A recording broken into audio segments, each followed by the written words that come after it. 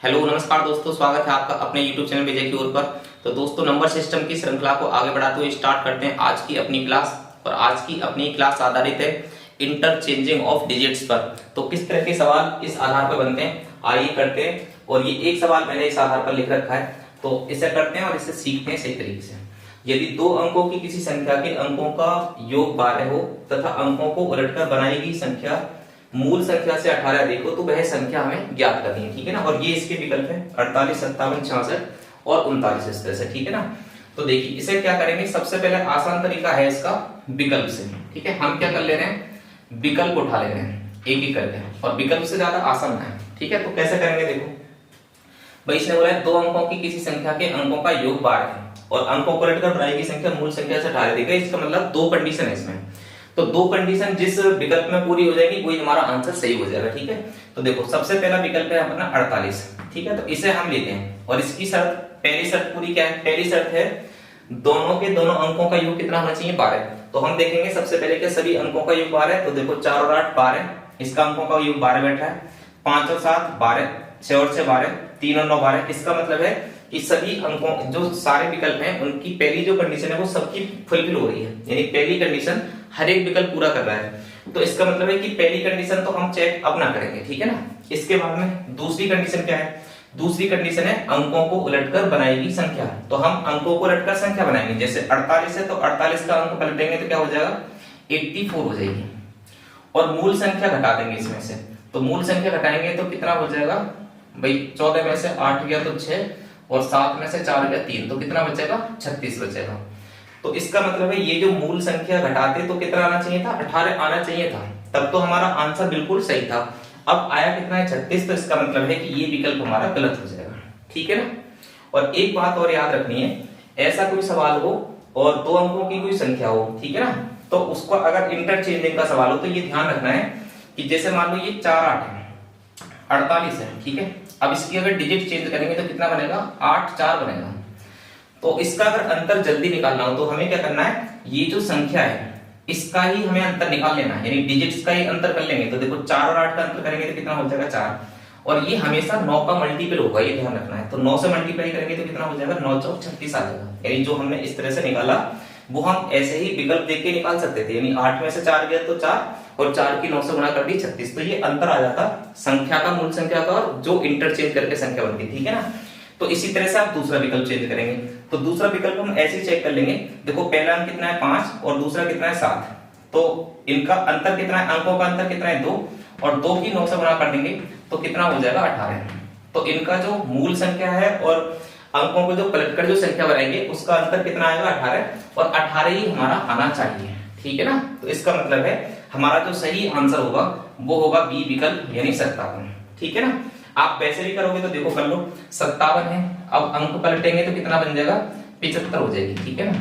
और पलट के जब इसका अंतर निकालेंगे तो कितना आएगा, 15 में से 7 के 8 बचे, और यहाँ पे 6 में से 5 के 1, तो 18 आएगा, ठीक है ना। या तो आप ऐसे कर लो या फिर ऐसे कर लो। और देखो बाकी और विकल्प करोगे तो 6 में से 6 गया तो 0, ये तो 0 हो जाएगा। और 3 9 का अंतर लोगे तो कितना हो जाएगा, 9 3 हो जाएगा, ठीक है। और वैसे ही निकाल लो, 6 में 54 आएगा, 39 घटा दो इसे तो कितना आएगा, 54 आएगा। तो इस तरह से ये भी आंसर ना हो सकता, ये भी आंसर ना हो सकता। दोनों सवाल की जो कंडीशन है वो कौन से विकल्प से सही हो रही है, 57 से, यानी बी विकल्प से। तो इस तरह से हमारा जो सही आंसर है वो 57 है। तो ये तो हो गया इसका शॉर्टकट तरीका बाई विकल्प। अगर आप बेसिक सीखना चाह रहे हो कि भी बेसिक से भी करा दो, तो देखो बेसिक से कैसे कराएंगे, बेसिक से भी मैं करा दे रहा हूँ, ठीक है ना। जैसे मान लो हम क्या करेंगे, एक तो इकाई अंक मान लेंगे अपनी तरफ से और एक दहाई का अंक। दो अंकों की संख्या होती है तो उसमें दो अंक होते हैं, एक तो इकाई का अंक होता है और एक दहाई का अंक होता है। तो इकाई का अंक क्या मान ले रहे हैं हम y, और दहाई का अंक क्या मान ले रहे हैं x, ठीक है ना।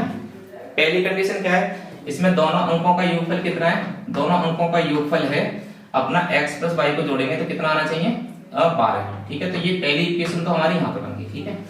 दूसरा क्या कह रहा है, अंकों को उलटकर बना दो संख्या। तो उलटकर संख्या बनाएंगे तो कैसे बनेगी, मूल संख्या कैसे बनेगी, मूल संख्या बनेगी 10x प्लस y, ठीक है। अंकों को उलटकर बनाएंगे तो कैसे बनेगी, 10y प्लस x बनेगी, ठीक है ना।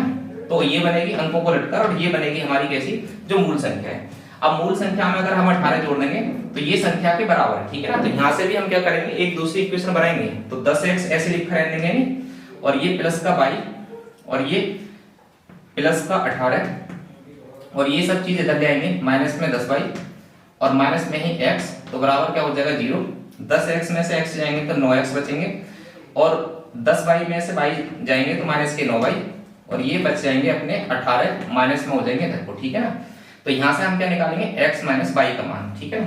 तो x माइनस y का मान निकालेंगे तो ये संख्या आ जाएगी माइनस के 18/9, यानी कुल मिला के कितना आंसर आ जाएगा माइनस का 2। अब इसे सही करेंगे तो किस तरह से करेंगे, y माइनस x का मान हमने क्या कर लिया 2 कर लिया, ठीक है। अब ये y माइनस x जो हमारी दूसरी इक्वेशन आ गई है, ठीक है ना। अब यहाँ से हम x और y के मान निकालेंगे सबसे पहले।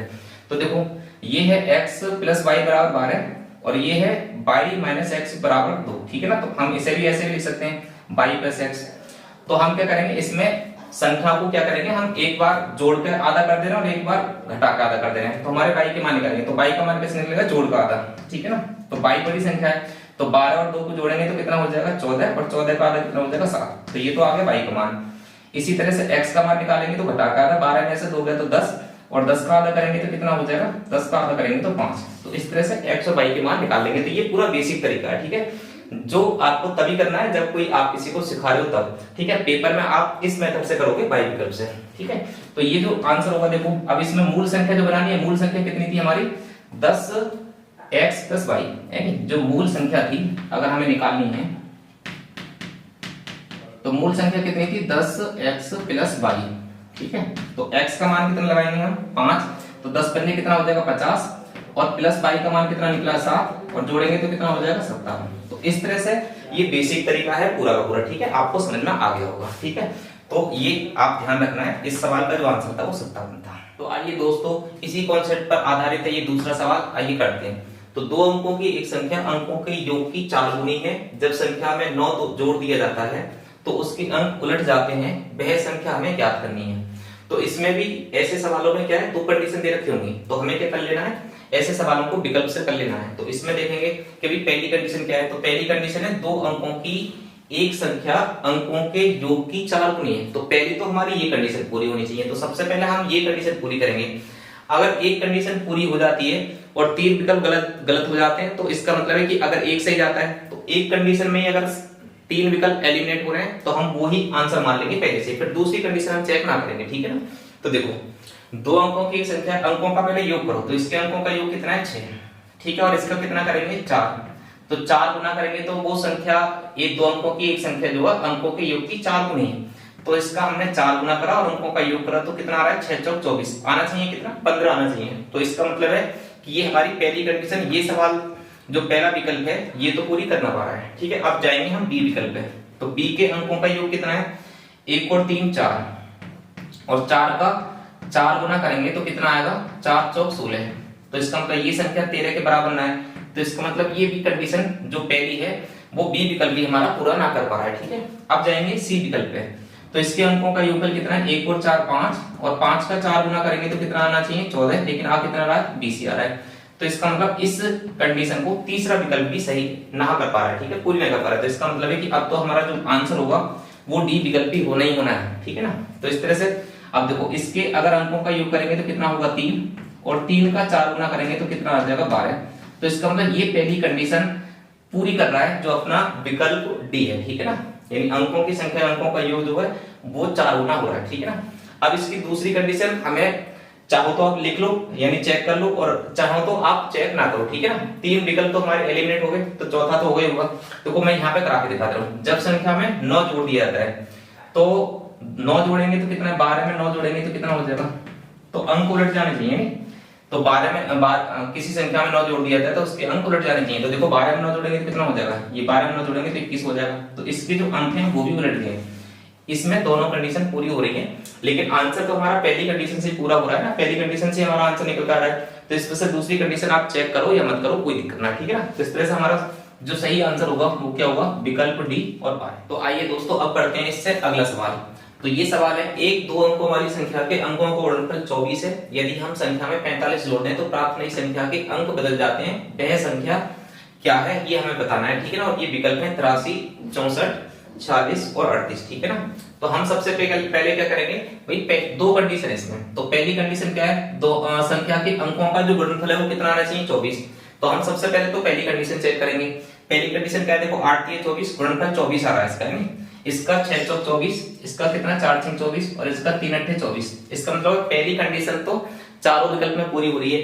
अब करेंगे इसकी दूसरी कंडीशन पूरी। दूसरी कंडीशन क्या है भाई, 45 जोड़ दो। तो हम क्या करेंगे, मूल संख्या जो उसमें 45 जोड़ेंगे और 45 जोड़ने पर उसके अंक बदल जाने चाहिए, ठीक है ना। तो देखो हम इसमें अगर 45 जोड़ेंगे तो 3 और 5 कितना हो गया 8 और 8 और 4 कितना हो गया 12, ठीक है। तो कितना हो गया 3 और 5 8, 8 4 12। इसका मतलब ये तो संख्या ही अलग हो गई है ना, 3 अंकों की संख्या बन गई। इसे करेंगे तो हम क्या करेंगे, देखो 4 और इसमें कितना जोड़ेंगे 45, 45 अगर इसमें जोड़ेंगे तो कितना हो जाएगा 5 और 4 9, 6 और 4 10, ये भी 3 अंकों में पहुंची। अगर इसमें 45 जोड़ेंगे तो कितना आएगा, देखो 5 और 6 11 और 4 और 4 8 और 1 9, ये 91 हो गया। तो इसके अंक ना बदले, तो अब तो आंसर अपना यही होगा। अब इसमें 45 जोड़ेंगे तो देखो कितना आएगा, 5 और 8 13 और यहां से लगा 1, 3 और 4 7 और 1 कितना हो गया 8। तो इसमें दूसरी कंडीशन पूरी होगी। देखो मूल संख्या 38 थी और इसमें जो संख्या बदल गई है, अंकों को जो बदल के बन गया संख्या हो गई, वो हो गई 83, ठीक है ना। तो इस तरह से अपनी दोनों कंडीशन जो पूरा हो रही है वो हो रही है विकल्प डी में। इसी वजह से हमारा जो आंसर होगा वो होगा 38। तो दोस्तों अब करते हैं इससे अगला सवाल, और इससे अगला सवाल है अपना चौथा। तो उस दो अंकीय अभाज्य संख्या जिसकी इकाई और दहाई के स्थानों के अंक आपस में समान है, तो अंकों का योग कितना होगा, ठीक है ना। तो हमें ऐसी संख्या ज्ञात करनी है कि भी दो अंकीय संख्या है और अभाज्य संख्या है, ठीक है ना, और जिसकी इकाई और दहाई के जो अंक हैं वो दोनों बराबर हैं, तो उसके अंकों का योग हमें ज्ञात करना है। तो ये बड़ा ही सिंपल सवाल है, ठीक है ना, कोई ज्यादा टफ सवाल ना है। और विकल्प ये दे रखे हैं 2 3 4 1। तो इस तरह से कैसे करेंगे, देखो सबसे पहले तो इकाई और दहाई का अंक समान होना चाहिए और संख्या भी कैसी होनी चाहिए, अभाज्य होनी चाहिए। तो हम सबसे पहले ये देखें कि इकाई और दहाई के अंक अगर समान है तो संख्या कैसे बन सकती है, या तो 0 0 बन सकती है या 1 1 करके बन सकती है। 0 तो कोई संख्या बनी ना, 1 1 बन सकती है, या फिर 22 बन सकती है, या फिर 33, या फिर क्या बन सकती है 44। भाई इकाई अंक और दहाई अंक समान होने चाहिए, या फिर 5 5 बन सकती है, या फिर 6 6 बन सकती है, या फिर 7 7, या फिर 8 8, या फिर 9 9, इस तरह से, ठीक है ना, ये तो बन सकती है। तो इनमें से हमें अब ये देखना है कि कौन सी दोनों कंडीशन पूरा कर रही है। तो पहली कंडीशन क्या है, अभाज्य संख्या होना जरूरी है। तो देखो इनमें सबसे पहले देख लो कि अभाज्य संख्या कौन सी है। तो ना तो 99 अभाज्य संख्या है, ना 88 है, ना 77 है, ना 66 है, ना ही 55 है, ना ही 44 है, और ना ही 33 है, ना ही 22 है, और सबसे जो अभाज्य संख्या है वो कौन सी है हमारी, वो 11 है, ठीक है ना, ये अभाज्य संख्या है। और इकाई और दहाई के जो स्थान है वो क्या है, समान है। तो इसका मतलब है जो हमारा आंसर होगा ना वो यही संख्या से संबंधित होगा। तो इसका मतलब है कि इसके अगर अंकों का योगफल पूछा है हमसे, तो अंकों का योग करेंगे तो कितना हो जाएगा, 1 और 1 2 हो जाएगा। तो इस सवाल का आंसर जो होगा वो कौन सा होगा, ए विकल्प में सही आंसर है 2, ठीक है ना। तो ये सिंपल सा सवाल था और सिंपल सा इसका जवाब है, आसानी से आप आराम से दे सकते हैं। तो आइए दोस्तों अब करते हैं इससे अगला सवाल, और अगला सवाल है यदि दो अंकों की संख्या में इकाई के स्थान पर z है तथा दहाई के स्थान पर अंक 8 है, तो इस तरह बनने वाली संख्या कौन सी होगी। और ये हमारे पास में विकल्प है 80z plus z, 80 plus z, 8z plus z, या 80z प्लस 8, ठीक है ना। तो हमें संख्या बनानी है सीधी सी। तो देखो इकाई का अंक अगर कोई संख्या मान लो, जैसे मान लो अगर कोई संख्या है 18, ठीक है, तो ये वाला जो अंक है ये क्या है, इकाई का अंक है, ठीक है, आप ये समझो। और ये वाला जो अंक है ये क्या है, ये हमारा दहाई का अंक है, ठीक है ना। इस तरह से तो होता है भाई, इकाई का अंक है 8 और दहाई का अंक कितना है 1 है। अब इस संख्या को अगर मैं तोड़ूं तो इस तरह से भी लिख सकता हूं, भाई ये दहाई का है तो इसका मतलब है कि 10 के मल्टीपल में है, और इकाई का है मतलब ये 1 के मल्टीपल में है, और फिर बाद में क्या हो गया, इनका प्लस हो गया है। तो ये मैं ऐसे भी लिख सकता हूं 10 गुणा 1 प्लस 8, ठीक है ना, यानी 10 एकम 10 प्लस 8 हो जाएगा 18। तो इसका मतलब है जो दहाई के स्थान पे होती है वो उसमें 10 से मल्टीपल करना, और इकाई के स्थान पे वो 1 से मल्टीपल होता है। अब इस तरह से कोई संख्या बनती है दो अंकों की, तो इस तरह से कोई संख्या बनती है, यानी अगर संख्या हमें बनानी होगी तो देखो इसमें जो दे रखा है इकाई का अंक क्या दे रखा है, इकाई का अंक जो दिया है वो दिया है इसने z, ठीक है, इकाई के स्थान पर z, और दहाई के जो स्थान पर अंक दिया है इन्होंने वो दिया है 8। इकाई के स्थान पर z दिया है और दहाई के स्थान पर 8। अब इससे हमें संख्या बनानी है, तो हमें पता है जो संख्या दहाई पर है वो 10 का मल्टीपल है, यानी दहम में, ठीक है। तो 10 से 8 की मल्टीप्लाई करेंगे तो कितना आ जाएगा 80। अब इसमें जो इकाई का अंक होगा उस वैल्यू को हम क्या करेंगे, प्लस करेंगे। तो इसमें प्लस कितना होगा, इकाई का अंक क्या माना है z, तो इस तरह से जो हमारी बनने वाली संख्या होगी जिसका इकाई का अंक z हो और दहाई का अंक 8 हो, तो वो संख्या बनेगी हमारी 80 प्लस z। अब ये देख लो कि ये संख्या किस विकल्प में रखी है, तो ये रखी है बी विकल्प में 80 प्लस z, और हमारा यही सही आंसर होगा। तो आइए दोस्तों अब पढ़ते हैं इससे अगला क्वेश्चन, और इससे अगला क्वेश्चन है दो अंकों की एक संख्या का दहाई का अंक इकाई अंक से 2 अधिक है। यदि हम इस संख्या से 18 घटाते हैं तो प्राप्त नई संख्या के अंक उलट जाते हैं, तो वह संख्या क्या है ये हमें बताना है। और ये विकल्प दे रखे हैं 86, 35, 98 और 52, ठीक है ना। तो देखो अब सबसे पहले क्या करेंगे, इसमें दो कंडीशन दे रखी है। अब दो कंडीशन में हम एक एक करके लगाएंगे। तो पहली कंडीशन क्या है कि भाई जो दहाई का अंक है इकाई अंक से 2 अधिक है, 2 ज्यादा होना चाहिए दहाई का अंक। तो सबसे पहले तो हम ये कंडीशन चेक करेंगे कि किस किस विकल्प में पहली कंडीशन अपनी पूरी हो रही है। तो पहली कंडीशन पूरी करेंगे तो देखो दहाई का अंक जो है इकाई अंक से कितना ज्यादा होना चाहिए, 2 ज्यादा। तो ये 2 ज्यादा है, ठीक है ना। ये तो डी विकल्प तो सही कर रहा है, इसका मतलब चेकिंग।